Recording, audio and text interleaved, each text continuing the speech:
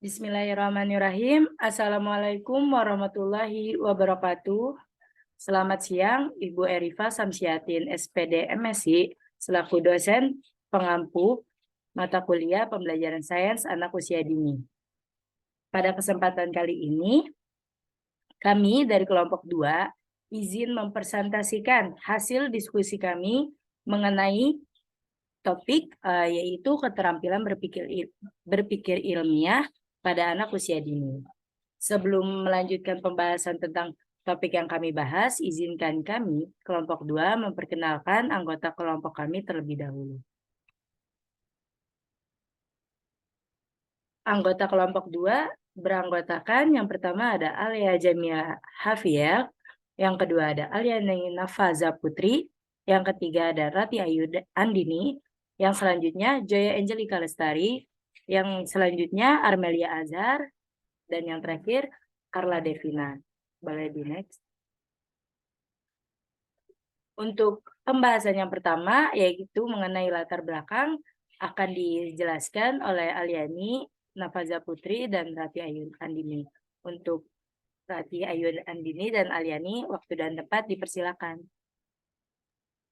Baik, terima kasih Armel. Saya Aliani Nafaza Putri ingin mempresentasikan bagian latar belakang. Permendikbud nomor 137 tahun 2014 menjelaskan bahwa anak usia dini adalah anak yang berusia 0 sampai 6 tahun. Menurut NAISI, anak usia dini adalah anak yang berusia 0 sampai 8 tahun. Usia dini sering juga disebut dengan golden age, yang mana artinya adalah usia keemasan. Usia dini disebut dengan golden age karena pada masa ini perkembangan anak terjadi sangat pesat. Pada masa ini, penerimaan dan pengolahan informasi terjadi sangat cepat dan tahan lama oleh setiap individu. Aspek perkembangan anak usia dini meliputi perkembangan kognitif, perkembangan bahasa, perkembangan sosial emosional, perkembangan fisik motorik, perkembangan moral dan agama, serta perkembangan seni. Woodcutco dan Dahler mengartikan kognisi sebagai suatu proses yang melibatkan kegiatan berpikir dan aktivitas mental seperti atensi, memori, dan pemecahan masalah. Secara sederhana, kognitif adalah aktivitas yang melibatkan kegiatan berpikir seperti mengingat, imajinasi, pemecahan masalah, kreativitas, bahasa, inteligensi, dan kemampuan membuat alasan atau reasoning. Dalam ranah perkembangan kognitif anak berada terlatih berpikir kritis bila diarahkan dengan cara yang benar, maka anak mampu berpikir secara ilmiah. Pemikiran ilmiah mengarahkan anak-anak untuk membuat penemuan mereka sendiri. Pemikiran ilmiah terwujud saat anak kecil mengajukan pertanyaan, melakukan investigasi, mengumpulkan data, dan mencari jawaban. Cayley dan Brittain dalam The Young Children as Scientists menyajikan model kurikulum konstruktivis untuk sains dan menekankan pentingnya pemikiran ilmiah. Mereka menggambarkan anak kecil sebagai aktif bertanya kepada ilmuwan dan belajar sebagai proses membangun teori. Pandangan ini anak kecil dan bagaimana mereka belajar didukung di tempat lain juga dalam literatur di mana anak-anak kecil digambarkan sebagai orang yang ingin tahu secara alami dan secara biologis siap untuk belajar tentang dunia di sekitar mereka. Saya kembalikan ke moderator. Terima kasih. Baik, terima kasih Aliani atas penjelasannya.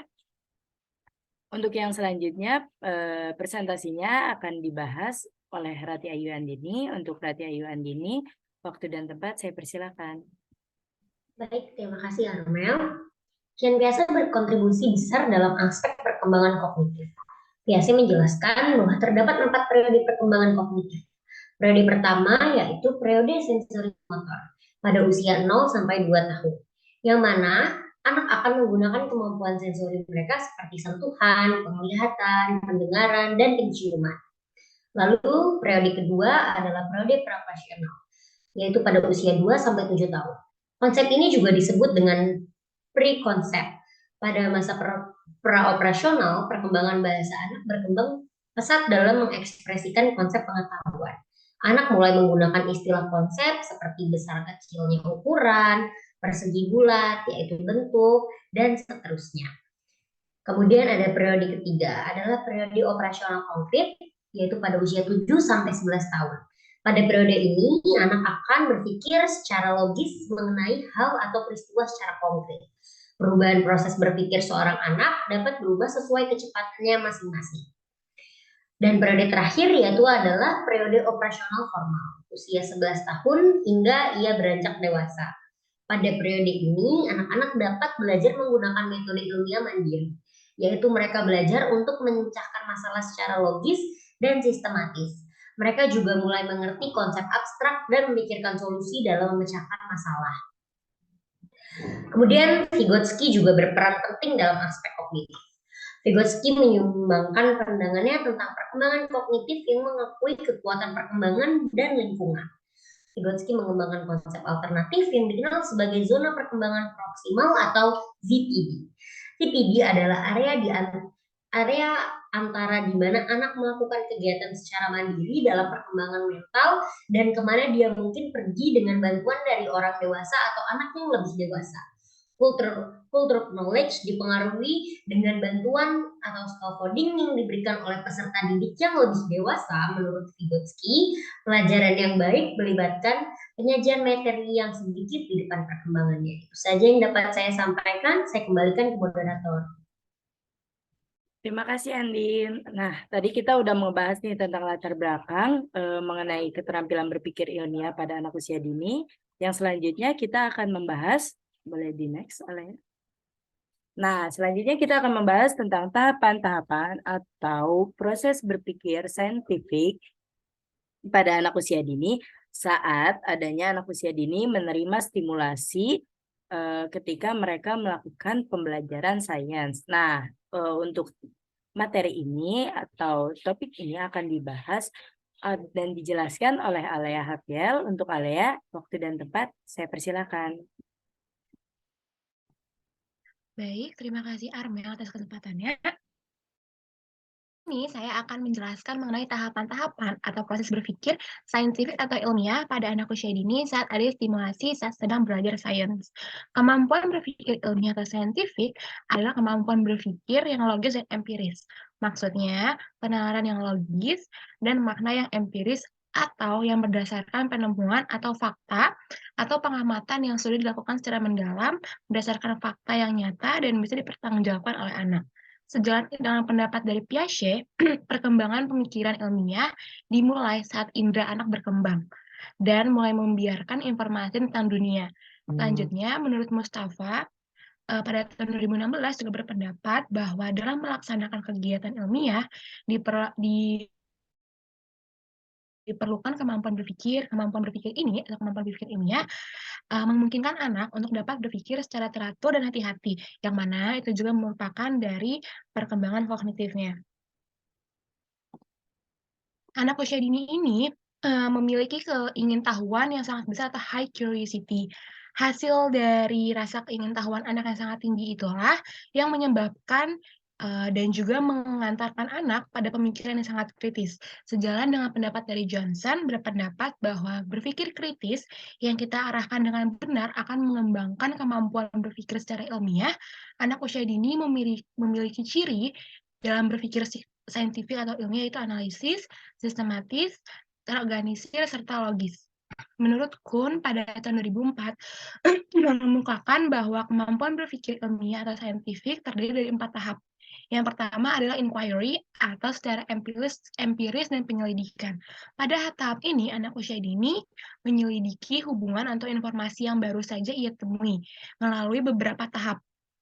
Tahapan itu ada observing atau observasi. Yang kedua ada comparing atau membandingkan. Yang ketiga ada classifying atau mengklasifikasi. Yang keempat ada measuring atau mengukur. Yang kelima ada communicating atau mengkomunikasikan. Yang keenam ada inferring atau menyimpulkan. Yang ketujuh ada predicting atau memprediksi. Dan yang terakhir ada hypothesis and investigation atau membuat hipotesis dan menginvestigasi. Yang kedua ada analisis atau analisis. Di tahap ini ketika anak sudah mengerti mengenai pengetahuan atau informasi yang sudah dibandingkan dan diklasifikasikan pada tahap sebelumnya itu inquiry, di tahap ini analisis, anak menganalisis kembali pengetahuan atau informasi yang sudah ia peroleh sebelumnya. Yang ketiga ada inference atau inferensi. Di sini pada tahap ini itu anak menginventasi kembali pengetahuan atau informasi yang sudah ia peroleh dan membandingkan kedua informasi tersebut. Dan yang terakhir ada argumen atau argumentasi. Di tahap ini, saat anak usia dini memiliki sebuah informasi dari penyelidikan sebelumnya, anak pasti punya argumen atau pertanyaan-pertanyaan dan juga pendapat mengapa hal tersebut bisa terjadi, yang sesuai dengan analisis yang sudah ia lakukan sebelumnya melalui 9 tahap di inquiry. Dan selanjutnya anak dapat menunjukkan alasan yang jelas kepada orang dewasa mengapa ia berpendapat seperti itu dan mengapa ia mempunyai pemikiran-pemikiran seperti itu terhadap hasil observasinya. Sekian yang dapat saya sampaikan, saya kembalikan ke moderator. Terima kasih. Terima kasih Alea untuk penjelasannya mengenai tahapan-tahapan berpikir ilmiah pada anak usia dini. Nah, setelah kita mempelajari tentang tahapan-tahapan, selanjutnya kita akan membahas subtema mengenai cara mengembangkan kemampuan berpikir ilmiah pada anak usia dini. Nah, untuk subtema ini akan dijelaskan oleh Carla Devina. Untuk Carla, waktu dan tempat saya persilakan.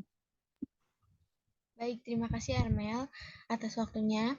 Mengembangkan kemampuan berpikir ilmiah pada anak usia dini, yang pertama itu ada eksplorasi pertanyaan. Pembelajaran sains dimulai dari rasa ingin tahu, karena anak-anak perlu menemukan atau membangun dan mengembangkan ide mereka sendiri. Secara naluriah, anak-anak akan mengembangkan teori mereka sendiri yang kompleks dan beragam tentang dunia ini. Ketika anak bertanya akan sesuatu, itu artinya anak sedang berpikir secara alami tentang lingkungan tempat tinggalnya. Selanjutnya, itu ada melakukan dan menemukan sendiri. Anak-anak belajar sains melalui percobaan langsung.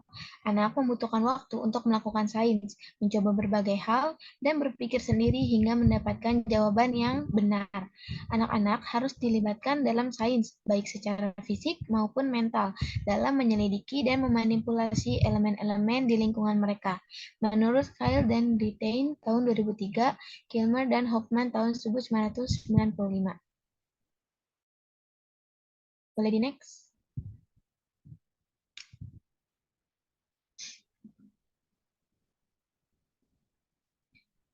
Yang ketiga yaitu ada belajar dari kesalahan. Ketika terdapat kesalahan, saat melakukan sebuah percobaan, maka mulailah berpikir bersama dengan anak untuk mengetahui apa yang salah. Sebuah kesalahan dapat menimbulkan berbagai macam kemungkinan dan memberikan kesempatan untuk menyempurnakan ide, pemahaman, dan hipotesis. Yang keempat, ada media yang mendukung pembelajaran. Media-media pendukung pembelajaran, khususnya pembelajaran sains ini untuk anak, dapat memudahkan anak dalam menyerap pengetahuan karena menarik dan lebih mudah untuk anak dipahami. Media bisa dibuat dengan selama mungkin untuk anak. Yang terakhir, ada dukungan orang dewasa. Orang tua atau guru dapat menunjukkan ketertarikan yang tulus pada pengamatan dan prediksi anak-anak, dan menyediakan berbagai bahan dan pengaturan dalam belajar sains eksperimen. Selain itu, orang tua dapat mengajak anak untuk pergi misalkan ke suatu tempat, yaitu Ragunan, untuk anak dapat mengenal atau bereksplorasi dengan lingkungan baru yang akan memunculkan pemikiran ilmiah anak.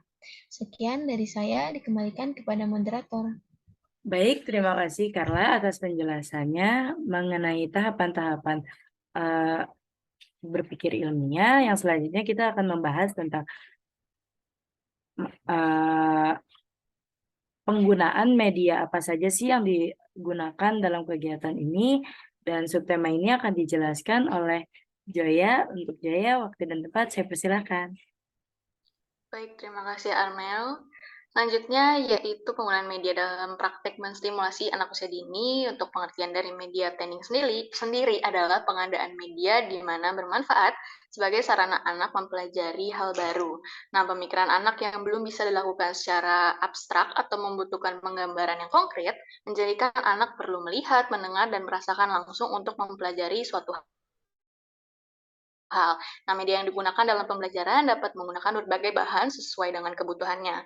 Penggunaan media yang sesuai dapat meningkatkan kemampuan berpikir anak secara optimal karena mereka terlibat secara langsung dan menjadi pemeran aktif yang mengeksplor permainan dan pembelajaran melalui sebuah media.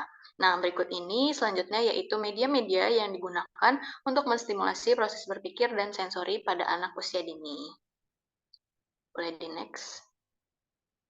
Baik, untuk yang pertama yaitu media untuk menstimulasi pendengaran anak. Terlihat pada gambar, ada sebuah media yaitu benda dalam botol yang bisa menjadi media untuk menstimulasi pendengaran anak. Nah, proses pembuatan media ini juga sangatlah mudah, dapat menggunakan botol bekas, lalu dibungkus menggunakan kertas bekas agar isi dari botol itu tidak terlihat. Nah, isi masing-masing botol dengan benda yang berbeda seperti beras, kelereng, jepitan, dan lainnya. Lalu kemudian minta anak untuk menebak nih isi dari botol itu kira-kira apa ya gitu dengan cara menggoyangkan botol tersebut sampai suara dari benda itu terdengar. Nah, dari sini anak akan mendengar suara yang dikeluarkan dari benda dan anak akan berpikir nih kira-kira apa ya ini suara apa ya gitu mengingat kembali dari memori mereka. Nah, di sini otak anak juga akan bekerja dan terstimulasi. Selanjutnya yaitu media untuk menstimulasi penglihatan anak. Dari gambar di sini ada media yang bernama kantung sensorik. Ini bisa menjadi media untuk menstimulasi penglihatan anak. Bahan yang dibutuhkan juga mudah untuk didapat seperti gel rambut yang sudah diberikan pewarna makanan atau cat dengan warna yang berbeda-beda. Lalu aksesori bola bulu kecil seperti yang ada di gambar itu yang warna-warni dan juga aksesoris lainnya. Caranya juga sangat mudah, yaitu memasukkan bahan-bahan yang sudah disiapkan ke dalam kantong plastik yang berbeda-beda. Nah, pastikan juga untuk menggunakan kantong yang tahan air dan juga anti bocor, sehingga aman untuk digunakan oleh anak. Nah, biarkan anak untuk bermain dan terbiasa untuk melihat warna-warna yang ada nih. Anak juga jadi akan mengetahui wujud dari benda seperti benda cair seperti apa, benda padat seperti apa. Boleh slide selanjutnya?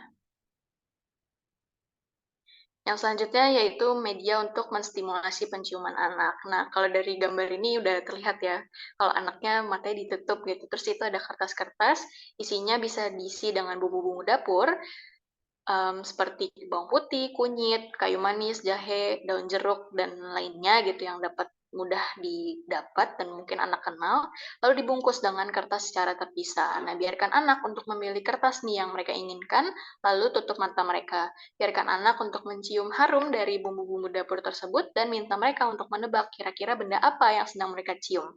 Kemudian, anak ini kemampuan berpikirnya juga akan terstimulasi, sembari anak mengetahui nih bahan-bahan alami yang digunakan untuk memasak dan ada di dapur. Selanjutnya yaitu media untuk menstimulasi perabaan anak, indera peraba anak, itu namanya bisa kita lihat di sini yaitu kotak harta karun.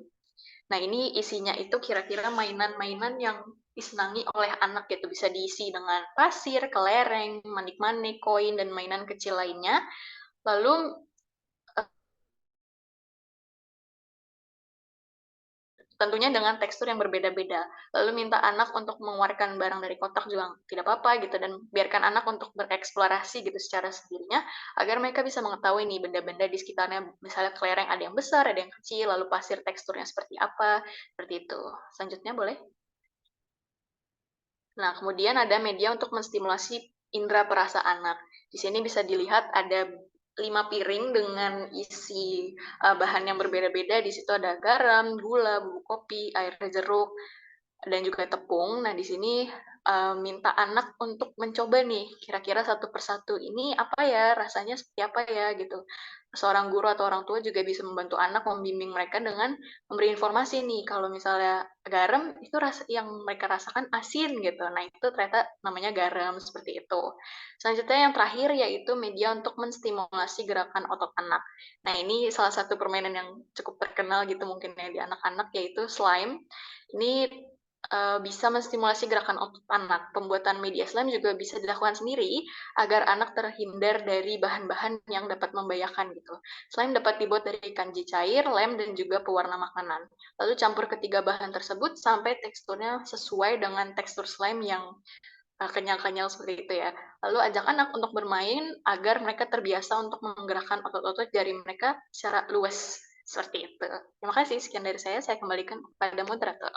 Baik, terima kasih Joya untuk penjelasannya mengenai media apa saja yang akan yang dapat digunakan selama kegiatan ini.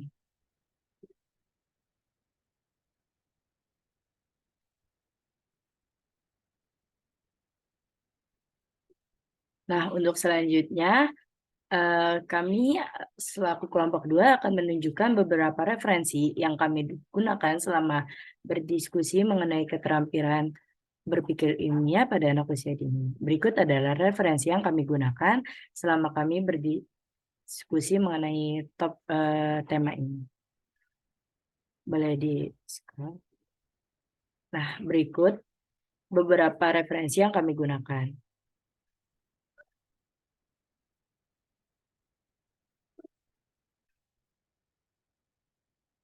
Kami menggunakan referensi berupa buku, jurnal, maupun video YouTube yang kami gunakan dalam kegiatan berdiskusi kami.